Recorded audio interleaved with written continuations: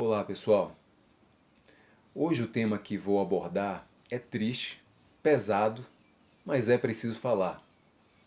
No domingo, 18 de outubro, foi realizado um ato, uma bicicletada para homenagear 3 ciclistas mortos aqui em Brasília: Francisco de Sales, Maurício da Cruz e Ricardo Aragão.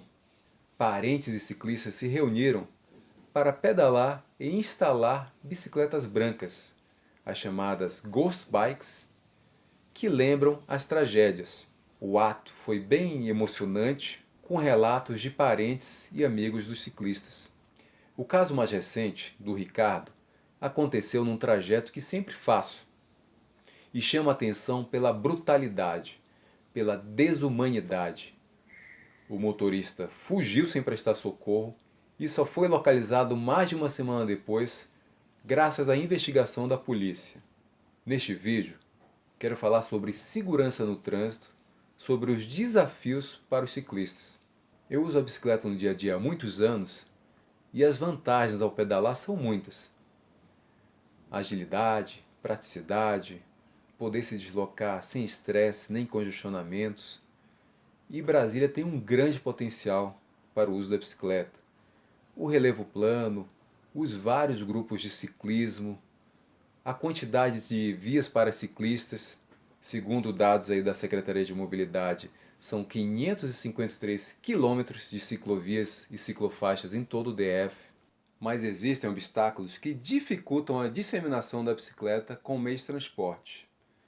Vou destacar fatores que considero críticos, com imagens que ilustram os problemas: a alta velocidade, a falta de conexão das ciclovias e a escuridão no caminho. Nós temos vias com altíssimo limite de velocidade, de até 80 km/h, como o Eixão e a L4. E dá para notar que longe dos radares, muitos motoristas pisam fundo. Onde o Francisco de Sales foi atropelado e morto, a placa indica a velocidade de 80 km/h. Essa velocidade altíssima, por si só, já compromete a segurança. Pedalar com carros a essa velocidade é desagradável e perigoso. No caso de colisão ou atropelamento, o risco de ferimento grave ou morte é altíssimo. No caso de outros ciclistas mortos em Brasília, como Pedro Davidson no Eixão e o Raul Aragão na L2, a alta velocidade foi um fator crucial. O motorista que matou Raul estava a pelo menos 95 km/h e o motorista alcoolizado que atingiu Pedro Davidson estava a 90 km/h. Vale lembrar que a redução da velocidade é uma medida básica em cidades que buscam um trânsito seguro e humanizado. Em muitas cidades da Europa, a zona 30 é muito comum e aumenta muito a segurança de todos: pedestres, ciclistas e motoristas. Uma marca registrada de Brasília são os caminhos que acabam de repente. Ciclovias e ciclofaixas que acabam onde o ciclista mais precisa de proteção. Tem até ciclovias com interrogações pintadas que questionam a falta de continuidade no caminho. Outro exemplo, mau exemplo, é a via da Ponte JK. Não bastassem a alta velocidade e o fluxo intenso de carros e ônibus, a ciclofaixa termina de repente. É curioso que a região com um dos símbolos da cidade, a ponte com arquitetura moderna, seja uma das mais hostis ao ciclista. Aliás, com esse alto limite na via, de 80 km/h, é recomendável a segregação total do caminho por ciclovia e não simplesmente a pintura do espaço como ciclofaixa. Dá para perceber claramente o sufoco nos pontos sem qualquer demarcação do espaço para pedalar.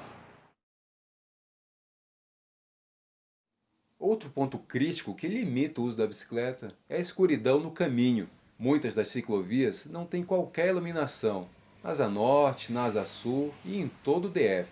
Esse é o trecho da W4 Norte onde o Ricardo Aragão foi morto. Fica um breu total e o jeito é passar pela pista. A Nádia, que pedalava com o Ricardo no dia, falou a respeito. A gente estava direitinho, estava sinalizado, sabe? Tudo bonito. Não fomos pela ciclovia porque estava escuro. A ciclovia não é iluminada à noite, entendeu? Tem muita assalto. A gente escolheu a via porque achou mais segura nesse horário 9h48, não tem ninguém. Não tinha nenhum mosquito, de repente veio esse louco, que nem uma seta que eu não sei nem de onde veio. Fiquei bem triste ao ver e ouvir comentários de pessoas que questionavam o fato de Ricardo e Nádia estarem na pista. Com a ciclovia nessas condições, fica difícil exigir que os ciclistas passem por ali. E vale lembrar que a bicicleta é veículo e o ciclista tem o direito de estar na rua. Infelizmente, a falta de iluminação é regra e não exceção. Nesse ponto, na esplanada dos ministérios, no sentido da Ponte JK e Palácio da Alvorada, de repente fica esse breu. E aí o dilema, seguir pela ciclovia escura e vazia ou ir para a pista clara e dividir espaço com carros e ônibus. Numa situação como essas, eu evito o caminho escuro e sigo pela pista, atento ao retrovisor para ver se vem algum motorista em alta velocidade ou muito próximo.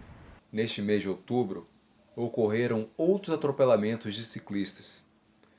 Na noite do dia 14, no Eixão, 2 garotos foram atropelados quando tentavam atravessar a via. E mais um ciclista morreu no dia 21, após ser atropelado em São Sebastião. Espero que o governo do Distrito Federal tome providências para tornar o uso da bicicleta mais seguro e atrativo. Ações de infraestrutura, educação e fiscalização são fundamentais.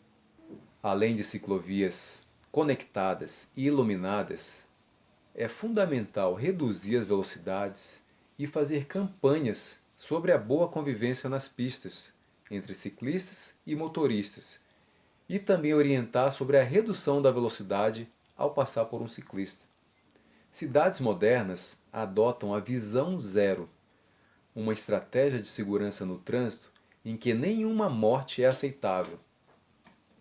Esse conceito surgiu na Suécia e se disseminou para vários países.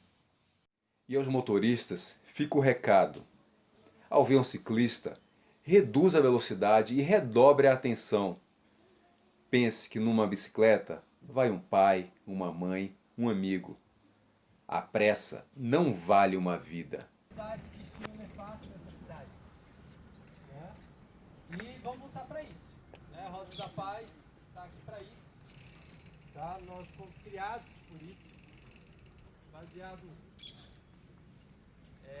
Então esse é o recado, entendeu? E continua pedalando, não deixa de pedalar, não. Inclusive eu, assim que recuperar desse trauma, eu vou voltar, eu amo bicicleta, gente. Esse cara não vai me tirar da bicicleta, essa é a minha vingança contra ele. Vou continuar pedalando sim. Aí.